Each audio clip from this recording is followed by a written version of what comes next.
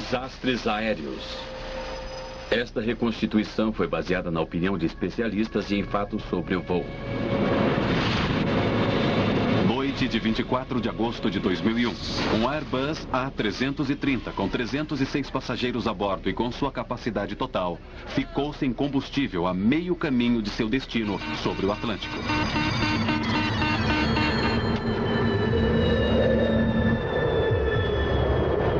Como poderia uma aeronave de última geração e computadorizada sofrer uma falha tão catastrófica?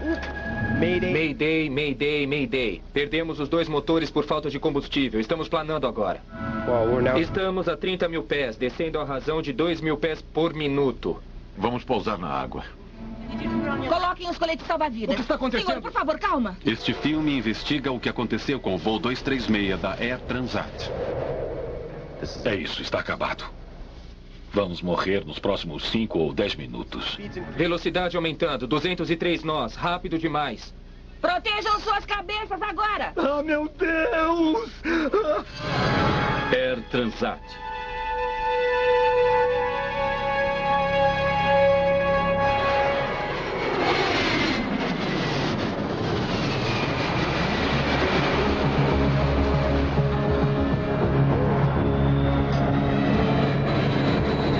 De agosto de 2001, o aeroporto internacional de Toronto está movimentado.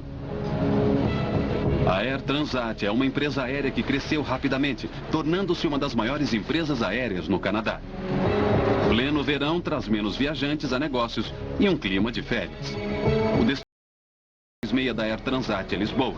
A maioria dos passageiros são canadenses visitando a Europa ou imigrantes portugueses indo para casa. 19h34. O avião, um Airbus A330 com 2 motores, está sendo pilotado por um jovem copiloto, Dirk de Jager, e um experiente capitão, Robert Pichet. O capitão Robert Pichet é alguém um tanto fora do comum. O capitão Robert Pichet ganhou suas insígnias quando aprendeu a voar no norte, nas províncias de Quebec, onde as condições geralmente são muito severas.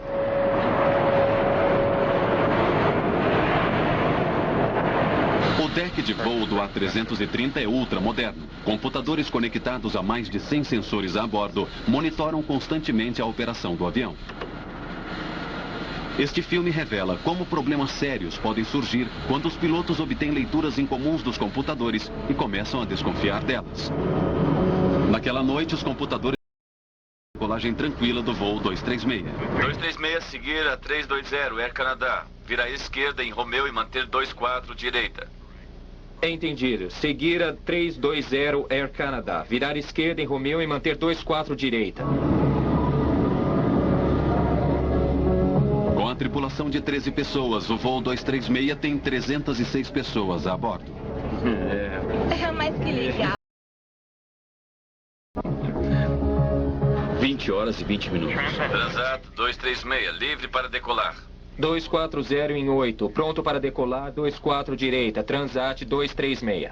Às 20 horas e 20 minutos, o Airbus A330, com mais de 47 toneladas de combustível, deixou Toronto em direção a Lisboa. V1, rotate.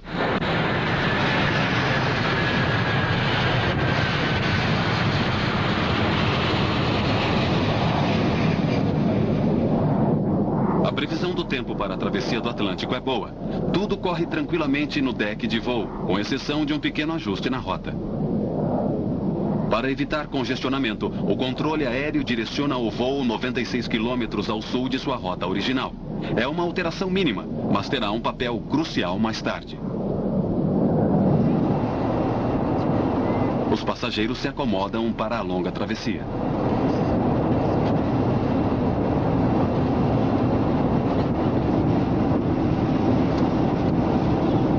Tudo parecia normal e, na verdade, eu já tinha viajado pela Air Transat e não tinha achado muito boa. Fiquei surpresa pela qualidade do voo, que estava no horário, o avião era mais novo e achamos que, no geral, estava muito melhor do que esperávamos.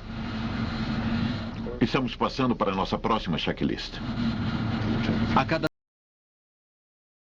checa sua posição e seu consumo de combustível comparando-os a seu plano de voo. 11,2 toneladas à direita, 11,2 toneladas à esquerda. Apesar de sistemas computadorizados, alguns procedimentos como a verificação do combustível a bordo precisam ser feitos manualmente. Comparando-se a quantidade de combustível nos tanques com a quantidade com a qual começaram, os pilotos podem ficar de olho em seu consumo de combustível. Checagem de combustível completada, nível normal para a distância percorrida. Certo. Durante as primeiras 5 horas, tudo é rotina. A tripulação do voo, a Air Transat e investigadores do acidente, todos se negaram a dar entrevistas a respeito do que ocorreu em seguida. Este filme utiliza fatos conhecidos sobre os procedimentos de emergência padrão de voo, além da opinião de especialistas para a reconstrução do que ocorreu no voo 236. Veja, estamos recebendo um sinal de alerta. Temperatura do óleo baixa e pressão do óleo alta no número 2. Este alerta é o primeiro estágio da crise. A pressão do óleo está normal no número 1. E ligeiramente alta no número 2. O display do computador revela que a temperatura do óleo está baixa no motor número 2. Entretanto, a temperatura do óleo está alta. Era uma leitura bastante incomum. Os pilotos estão confusos. Não consigo achar nada aqui. Vou olhar no FCOM. Tá bom. Uma indicação de baixa temperatura do óleo é normalmente indicação de leitura incorreta, sensores ruins. As temperaturas de óleo não caem. Normalmente elas aumentam. Uma temperatura baixa de óleo não seria motivo de preocupação. A alta pressão do óleo é uma indicação bastante estranha. Na verdade, eu nunca soube de uma. É apenas indicativo da contaminação, normalmente, do óleo com combustível. Não é algo explicado nos manuais. Chama a empresa. A tripulação entra em contato com o grupo de manutenção em Montreal. Transat 236 para manutenção Mirabel. Mirabel Transat 236, diga. Manutenção Transat Mirabel. Estamos recebendo o alerta baixa temperatura do óleo e pressão do óleo alta no ECAM para o motor número 2. Não achei nada no FCOM. Você pode nos ajudar? Vou verificar o manual. A tripulação em terra não tem uma solução imediata. Os pilotos precisam resolver o problema sozinhos. Eles podem ter dado algum conselho sobre como resolver o problema, para ver se isso ajudaria. Mas, em última análise, os pilotos estão lá sozinhos. Eles podem até conseguir conselhos de alguém a quilômetros de distância, mas não podem resolver os problemas. Continuem monitorando seus níveis de combustível e vejam o que acontece. Mas uma vez que as leituras de óleo estão tão incomuns, os pilotos acreditam que isso possa indicar um erro do computador. A tripulação continua monitorando os níveis de óleo. O Air Transat 236 continua na rota.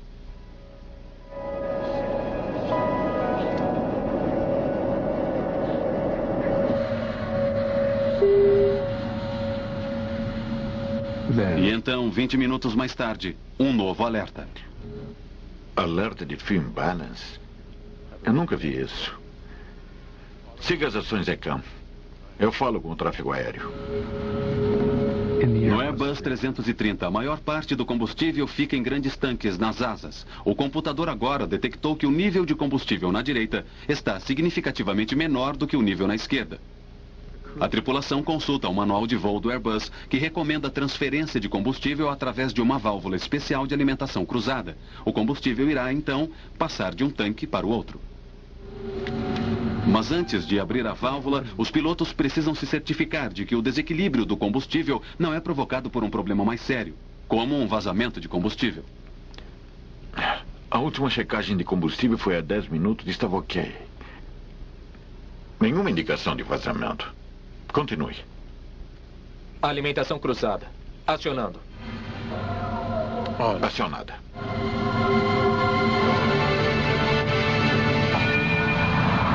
Uma vez iniciada a alimentação para corrigir o desequilíbrio de combustível, uma ação restauradora deve começar muito rapidamente. Em outras palavras, a situação não pode continuar piorando. Ela se estabilizaria imediatamente e então começaria a autocorreção. Mas a situação não fica melhor. Sem que os pilotos saibam, há um grande vazamento de combustível no motor número 2 do lado direito do avião.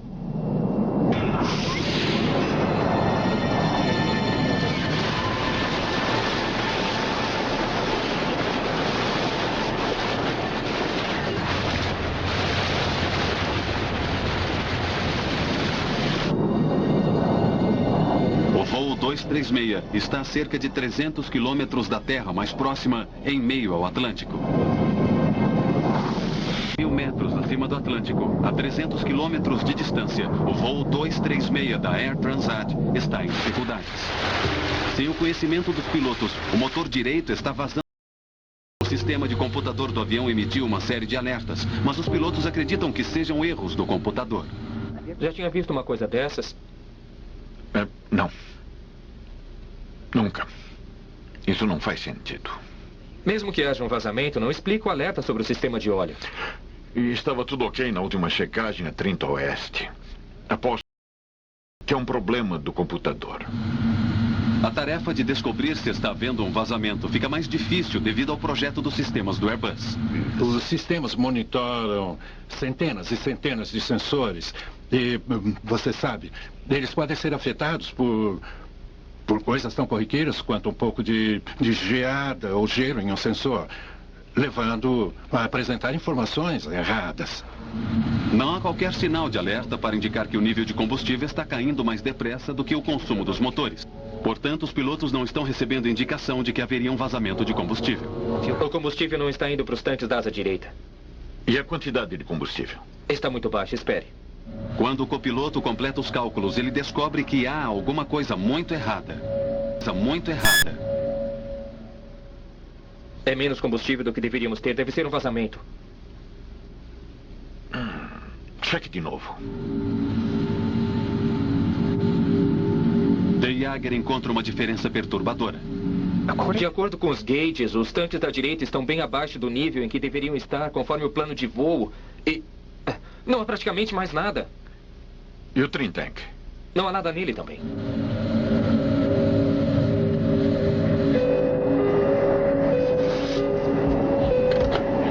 Sim? Alô, aqui é o primeiro oficial. Pode vir à cabine, por favor? Certo.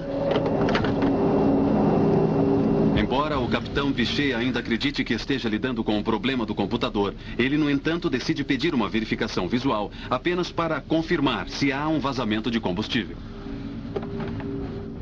Capitão? Será que você e a Karen podem pegar umas lanternas e ir até as janelas? Vejam se conseguem enxergar alguma coisa saindo das asas. Parecerá uma névoa ou um fluxo e avisem imediatamente. Certo. Dirk, quero uma outra checagem completa no combustível.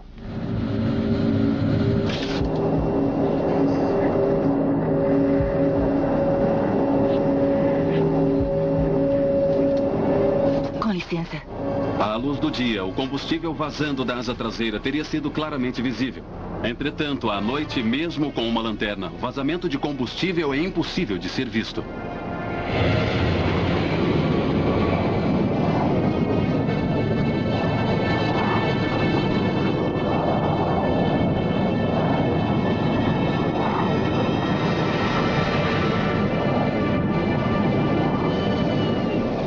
A tripulação, evidentemente, percebeu que a situação não estava melhorando. E, naquele momento em que as circunstâncias estavam ficando mais sérias, acredito que deve ter havido alguma argumentação entre os dois. As medidas a serem tomadas em seguida. Se o computador estiver correto, com a quantidade de combustível restante, o Airbus não será mais capaz de chegar a Lisboa. O capitão Piché é forçado a desviar o voo. Temos que voltar. Veja com o controle marítimo qual aeroporto mais próximo. Transat 236, controle de Santa Maria. Pode nos informar campo de pouso mais próximo? Temos possível problema com combustível.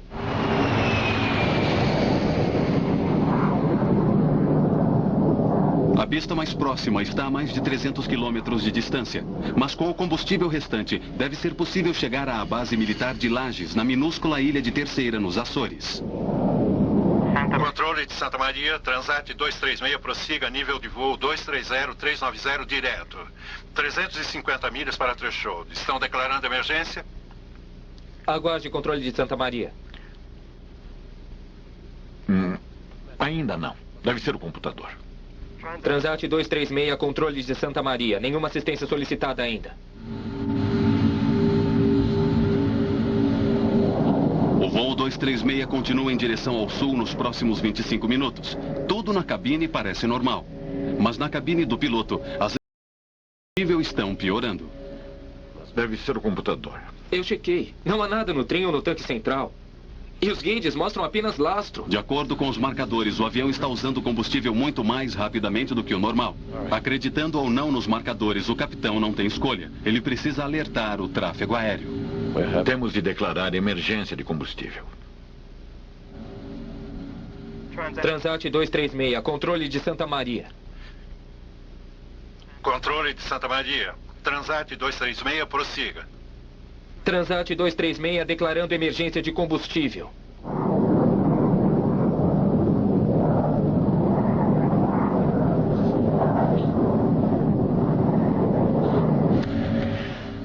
Espero realmente que seja um problema no computador. Porque se aterrissarmos nos Açores com o tanque do avião pela metade, seremos crucificados. Mas às 6h13 da manhã, menos de uma hora depois do primeiro alerta de combustível, a gravidade de sua situação se apresenta por inteiro.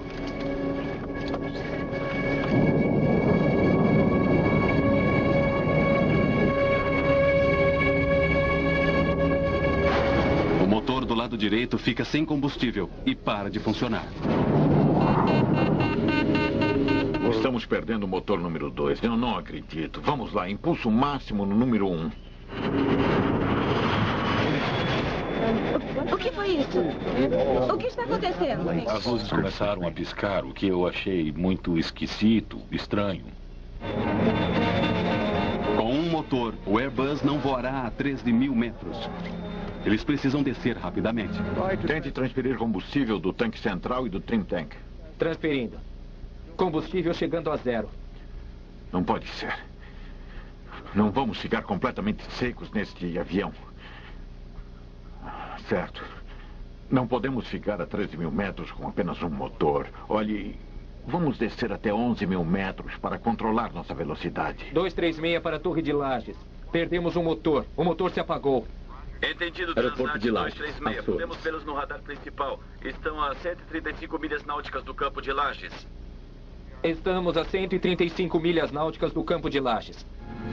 Durante os próximos 10 minutos, o Airbus continua com seu motor restante. Os pilotos ainda acreditam que o computador esteja parcialmente errado e que eles possam conseguir chegar a Lajes com combustível. No fim, está tudo certo. O indicador de combustível está caindo rapidamente. Está quase no 0.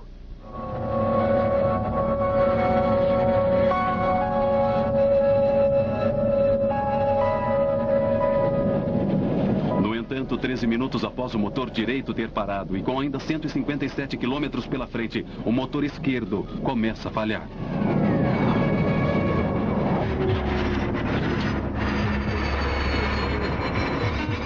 Estamos perdendo o número 1. Mayday, Mayday, Mayday. Perdemos ambos os motores por falta de combustível. Estamos planando agora.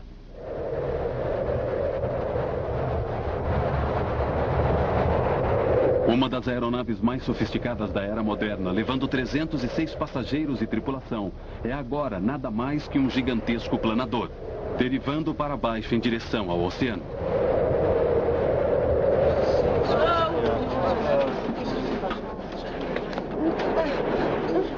Querida, não adianta. Está desligado. Aeromoça! Calma. Tudo bem, querida. Tá tudo bem. O que está acontecendo? Relaxa, tá bom? Você podia ouvir um alfinete cair. Não havia barulho algum naquele avião. Nada vindo da cabine ou do exterior. Muitas pessoas estavam rezando e clamando por Deus. Lista de funções que perdemos. Não temos mais estabilizador e nem hidráulico azul e amarelo. Sem ADR 2 e 3. sem anti-skid, sem reversers, rudder trim... Com a perda dos dois motores, não temos sistemas elétricos. E se os motores não estão funcionando, os geradores não funcionam. E, portanto, não há energia na aeronave. Há um pequeno dispositivo, uma turbina R2. Ela é descida automaticamente abaixo da fuselagem, próximo da asa. É uma pequena hélice colocada no fundo da fuselagem que gira com o vento. E aquela pequena hélice irá fornecer sistemas elétricos e hidráulicos limitados para a aeronave funcionar. Ou seja, embora seja um planador, ao menos é um planador. Calcule até onde podemos ir usando o nosso ângulo de planagem. Estamos a 1000 metros, a taxa de descida de 660 metros por minuto. Acho que podemos aguentar por 14 ou 15 minutos.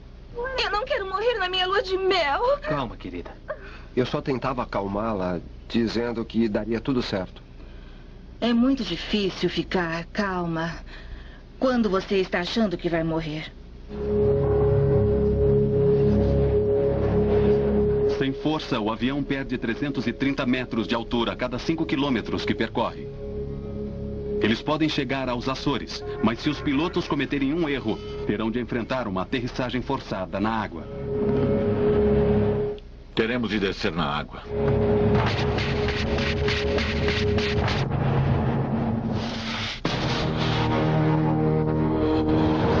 O voo 236 da Air Transat é agora levado sem combustível sobre o Atlântico.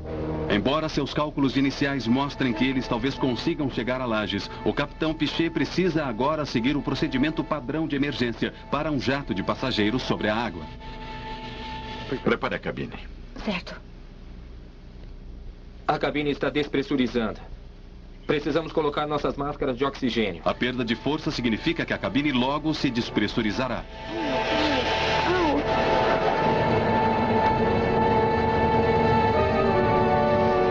Atenção, por favor. Estamos nos preparando para pousar o avião. É preciso colocar os salva-vidas.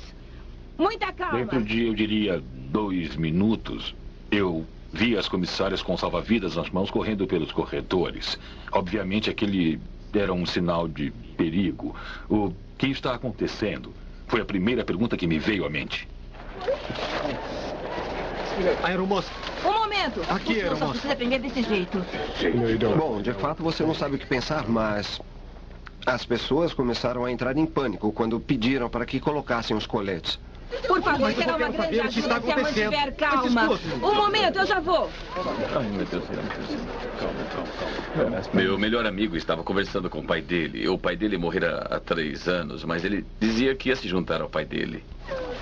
Fazer um pouso forçado de um grande jato de passageiros na água implica em sérios riscos. Se o Airbus 330 fizer uma aterrissagem forçada, as chances de sobrevivência serão mínimas. Na minha opinião, não creio que essas aeronaves seriam barcos muito bons. Tipicamente, uma aeronave com uma cauda baixa, como esta, ao entrar na água, uma das primeiras coisas a atingir a água seria a cauda. E provavelmente ela seria arrancada imediatamente. Em 1996, durante uma tentativa de sequestro, a 7 ficou sem combustível ao largo da costa da África Oriental. Seus últimos minutos foram captados em um vídeo amador e revelam o que acontece quando o avião tenta um pouso forçado na água.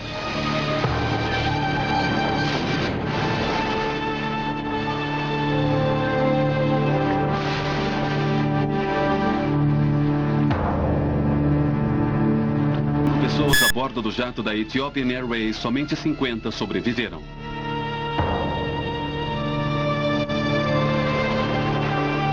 As chances de sobrevivência a um pouso na água e flutuar por muito tempo não são muito boas.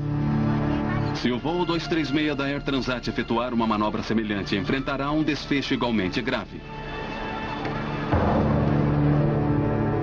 6h27. A mais de 100 quilômetros de alcançar os Açores, os pilotos enfrentam uma longa e difícil manobra. Eles precisam manter o avião planando por mais de 15 minutos para alcançar os Açores. Aeroporto de Lajes, Açores. Transat 236 para a Torre de Lajes. Torre de Lajes recebendo Transat 236. Você nos tem no radar? Transat 236.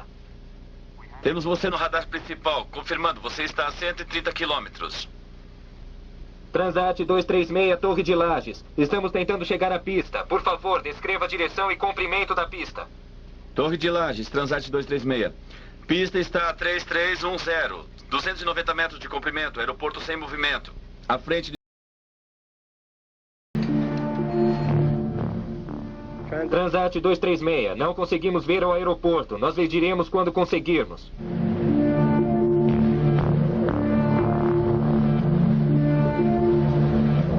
À medida que passam os minutos, a longa espera para aqueles a bordo é agoniante. É isso. Está acabado.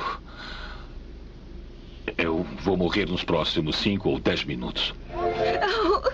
Eu considerava a ideia de que iríamos certamente morrer. Eu acho que se aceitar isso mais do que normalmente se aceitaria. A tortura de pensar que você vai morrer e que eu realmente pensei que fosse é pior pra mim do que eu morrer. Se eu vou morrer, me matem agora. Peguem uma arma e atirem ou deixem esse avião mergulhar de nariz no oceano e morreremos todos. Em terra, serviços de emergência se preparam para a aterrissagem forçada de um avião totalmente carregado.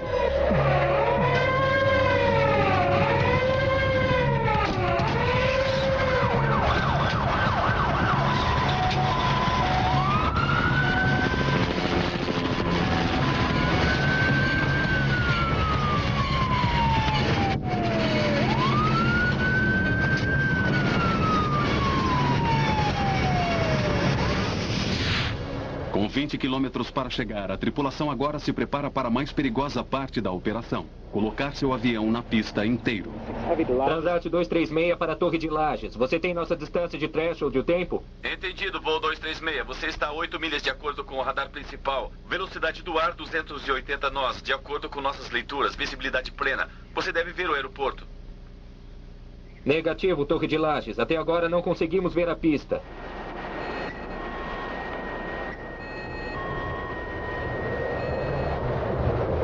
Não há espaço para erros. Sem potência, os pilotos possuem apenas uma chance de aterrissagem. Se eles a perderem ou ultrapassarem a pista, os resultados podem ser catastróficos.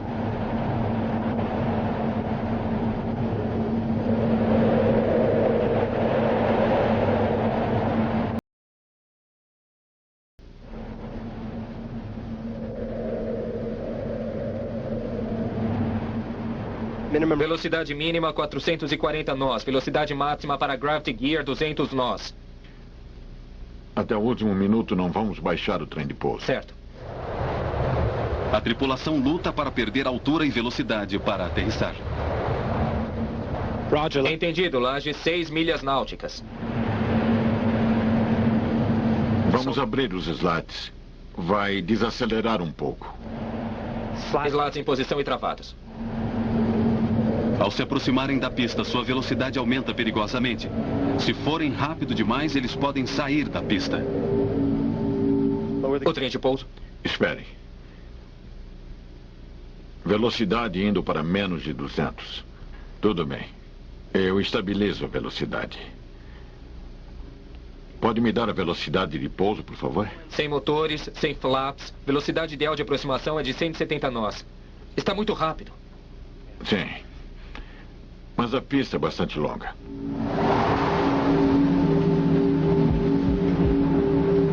O capitão Piché executa agora uma série de difíceis manobras de desvio, reduzindo a velocidade do avião para a aterrissagem.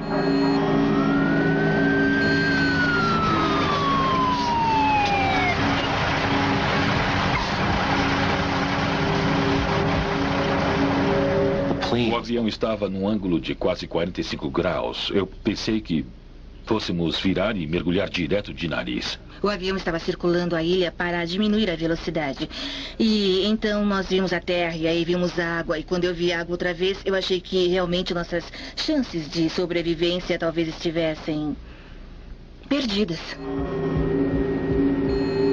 A pista é longa, mas ao final dela tem uma escarpa de 130 metros. Se não conseguirmos parar ao final dela, estamos fritos, mortos.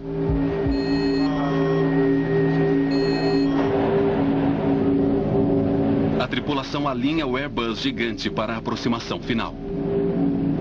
Trem de pouso abaixado e travado. 3 verde. Sem flaps. Apenas os freios de emergência. Sem spoilers. Sem reverse thrust. 1.300 metros. 195 nós.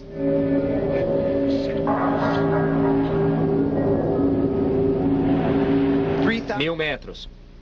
197 nós.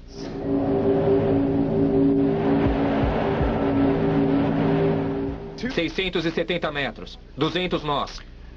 Alerte a cabine.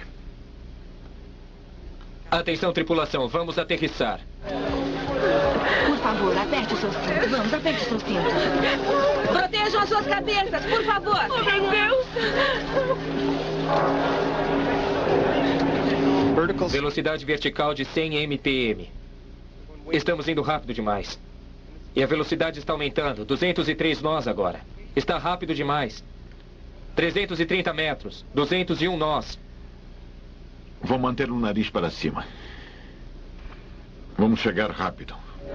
Mas mesmo se a tripulação conseguir colocar o Airbus na pista, eles enfrentam ainda um problema. Sem os motores, os procedimentos normais de freagem estão limitados. O perigo está longe de ter acabado.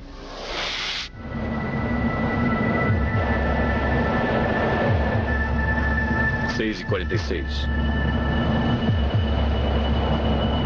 Os pilotos precisam pousar o avião sem força e de alguma forma fazê-lo parar.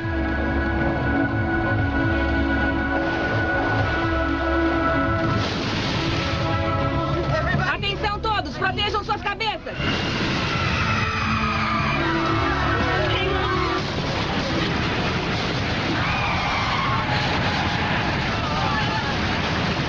O Airbus aterrissa com força em alta velocidade. Pneus estouraram. O capitão Piché tenta manter o nariz abaixado.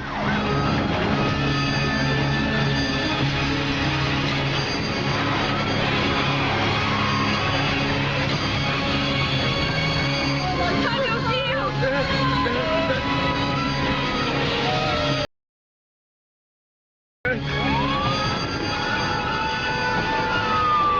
Depois de queimar 8 pneus, o avião finalmente para no meio da pista. Estamos salvos!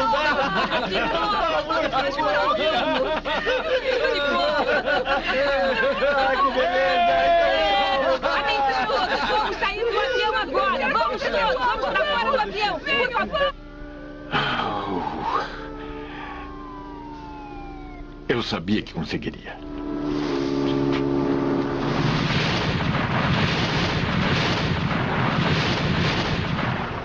Eu só queria sair daquele avião rapidamente. Eu pulei e bati no chão com muita força. Eu acho que nem cheguei a tocar no escorregador. Eu não desci pelo escorregador, eu corri por ele. Todos gritavam, sai, sai, sai. E você sai correndo do avião. O que, em nome de Deus, acabou de acontecer? Eu caí no chão e simplesmente comecei a chorar. E aí, já fora do avião, sendo retirado dali, você quer saber o que aconteceu?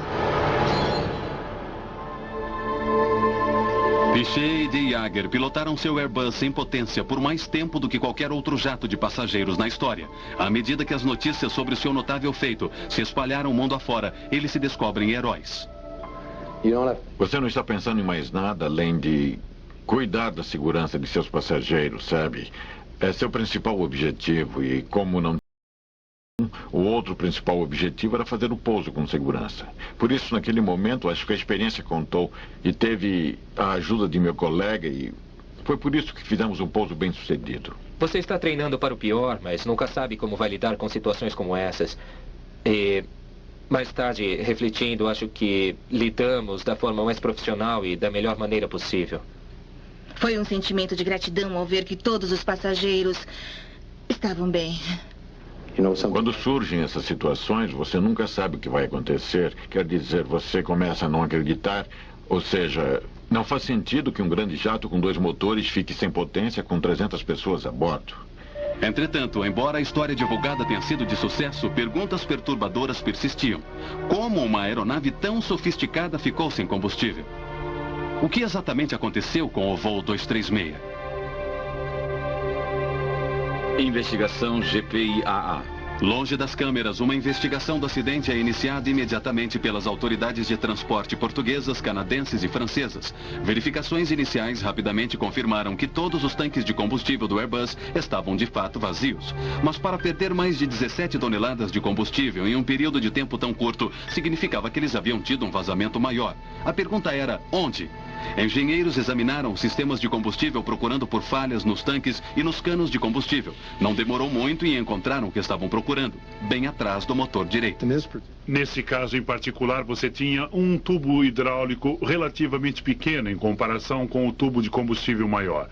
E o tubo hidráulico, devido possivelmente a pulsações no sistema hidráulico, estava se desgastando contra o tubo maior. E, finalmente, o tubo maior teve um vazamento. E o vazamento, não o vazamento em si, mas o buraco, possivelmente, levou a uma fratura do tubo, deixando aquela quantidade enorme de combustível vazar do avião. Investigadores começaram a verificar os registros de manutenção da Air Transat. Eles deixando aquela quantidade enorme de combustível vazar do avião. Investigadores começaram a verificar os registros de manutenção da Air Transat. Eles descobriram que em 19 de agosto, 5 dias antes do voo, a Air Transat havia removido o motor direito para manutenção e instalado uma peça de reposição enviada pela Rolls-Royce. Mas, ao analisarem os registros de conserto para o motor, eles descobriram um terrível erro. Esse não era um caso de problema de design, mas de falha de manutenção. A Rolls-Royce havia fornecido o motor sem o conjunto de bomba hidráulica. Para resolver isso, os mecânicos da Transat usaram as peças de um antigo motor. Entretanto, ela não se encaixara adequadamente e os canos haviam se friccionado durante 5 dias. Até que no meio do caminho, sobre o Atlântico, um deles se rompeu. Os motores foram entregues sem esses 2 tubos e um suporte. O objetivo daquele suporte era manter o espaço livre. Portanto, se eles tiraram o suporte do motor antigo e o colocaram no motor novo, aqueles tubos iriam ficar presos juntos e poderiam provavelmente se desgastar. Ao interrogarem os mecânicos da Air Transat, os investigadores encontraram evidências ainda mais perturbadoras de negligência. O mecânico-chefe testemunhou ter se preocupado sobre a substituição de outro conjunto hidráulico. 5 dias antes do acidente, ele apresentou sua preocupação a seus superiores. A empresa decidiu que a aeronave precisava voltar ao serviço e não poderia esperar pela peça que faltava. Ele deveria prosseguir com a substituição. As partes de substituição se distinguiam das corretas apenas por alguns poucos milímetros, mas foi uma diferença que quase custou a vida de 306 pessoas.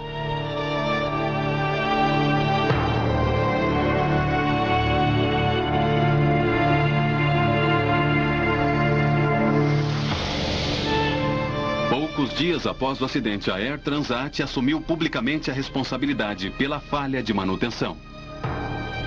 Vocês precisam compreender que houve um pequeno erro em função da mudança de bomba quando de sua instalação. Mas quando alguns tubos foram necessários para a conexão à bomba, houve incompatibilidade. A consequência imediata para a Air Transat naquele acontecimento foi que eles tiveram que pagar uma multa de $250 milhão, a mais alta até então no Canadá, por um erro que poderia ter sido evitado. Como uma pessoa que deveria ser qualificada para o seu trabalho pôde colocar uma peça errada num motor, arriscando a vida de 300 pessoas, eu não entendo. Esse incidente é um lembrete bastante forte de que a regulamentação e segurança são importantes e que suas vidas serão perdidas na falta dessas 2 coisas. E são vidas de verdade, não se trata de um número imaginário de 300 pessoas. São pessoas de verdade que sofrem como todos nós. E se não tivéssemos sido nós sofrendo, teriam sido nossas famílias. Esse não é o fim da história.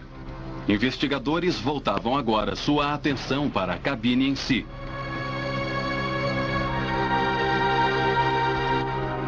E qual o papel da tripulação nos acontecimentos de 24 de agosto?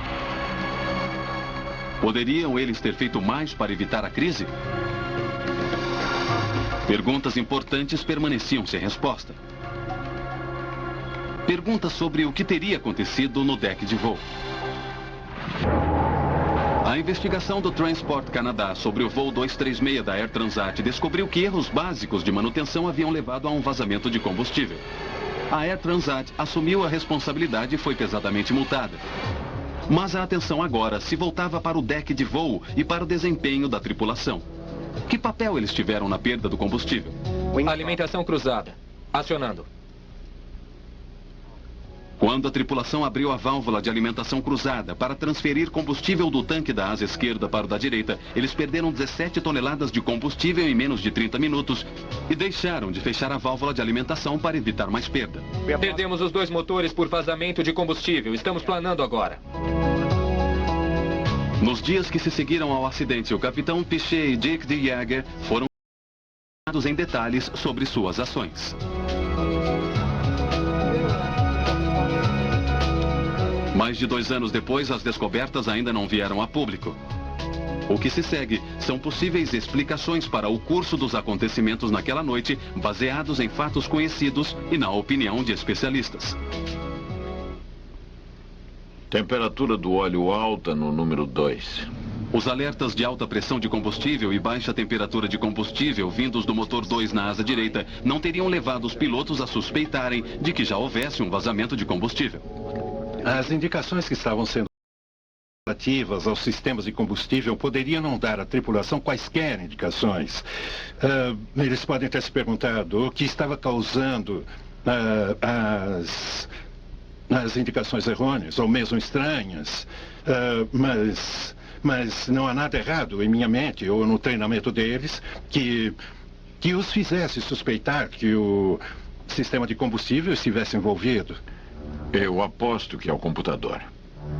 Mas embora os pilotos pensassem ter um erro de computador, os alarmes sobre combustível estavam, na verdade, corretos e eram a primeira indicação de um problema muito mais sério.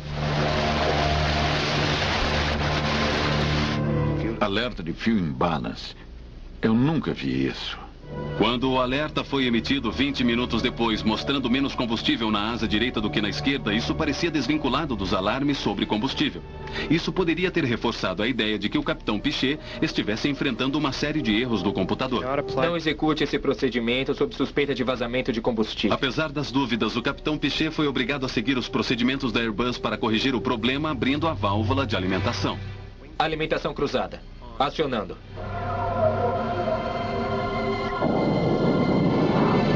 Mas seguir a checklist havia sido suficiente? Você não pode simplesmente apertar botões em resposta a comandos dos computadores e esperar que tudo fique bem no final. Ou seja, uma vez completada a checklist, podemos nos sentar e ficar tranquilos. Esse não é o caso. Você precisa continuar se perguntando se isso está correto. Fizemos a verificação correta? Temos os resultados corretos? Quando os pilotos calcularam a alta perda de combustível, eles deveriam ter suspeitado de um vazamento. Transat 236, declarando emergência de combustível. Ao confirmarem o vazamento, suas opções eram limitadas. Agora eles tinham uma escolha. Fecho a alimentação cruzada e vejo o que acontece, ou deixo aberta, como manda a checklist, para equilibrar o combustível e talvez então a situação se corrija por si mesma. A tripulação não estava, na verdade, certa disso. O capitão Piché acreditou durante um longo tempo que estivesse enfrentando um erro do computador. Foi só quando os motores pararam que ele aceitou que o vazamento de combustível era real. A complexidade tecnológica de aeronaves modernas pode ajudar a torná-las mais seguras e mais confiáveis, mas pode também levar a problemas que quase provocaram catástrofe ao voo 236 da Air Transat. Discrepâncias em peças de substituição levaram a vazamento de combustível. Desconfiança nos computadores levou a tripulação a uma leitura errônea da situação. A combinação desses erros levou a enormes implicações. Somente porque o controle de tráfego aéreo enviou o avião 100 km ao sul para evitar congestionamento que o voo 236 estava próximo dos Açores quando a crise estourou. Caso contrário, teria pousado no oceano. A investigação portuguesa continua não publicada. A Airbus culpa os pilotos por mau gerenciamento do vazamento de combustível. Robert Piché e Dirk de Jager continuam voando com a Air Transat. Em agosto de 2002, eles receberam uma das mais altas honrarias da Associação dos Pilotos de Empresas Aéreas pelo mais longo voo planado já realizado em uma aeronave de passageiros. Após o acidente, a Airbus modificou sua checklist no que diz respeito a alerta de combustível. De agora em diante, nas verificações do computador, todos os níveis de combustível a bordo são verificados em relação aos planos de voo. Ele agora emite um sinal claro no caso de estar sendo gasto mais combustível do que os motores conseguem consumir. A Rolls-Royce emitiu novamente um boletim de serviço alertando todos os seus clientes sobre a incompatibilidade de duas peças praticamente iguais.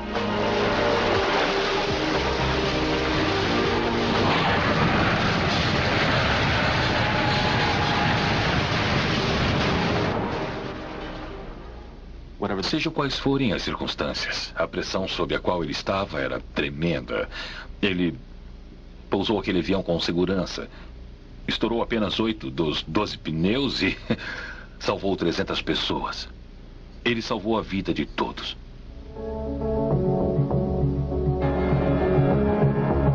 O Capitão Piché salvou as nossas vidas e se ele cometeu ou não um erro, ou se havia uma falha no computador, na verdade não importa porque estamos vivos.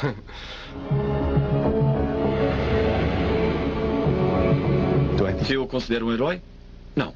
Se eu acho um ótimo piloto? Sim. Graças a Deus as ilhas estavam ali e salvaram nossas vidas. Mas se aquele cano de combustível tivesse quebrado uns 5 minutos antes, nós teríamos acabado na água e eu não estaria aqui contando essa história.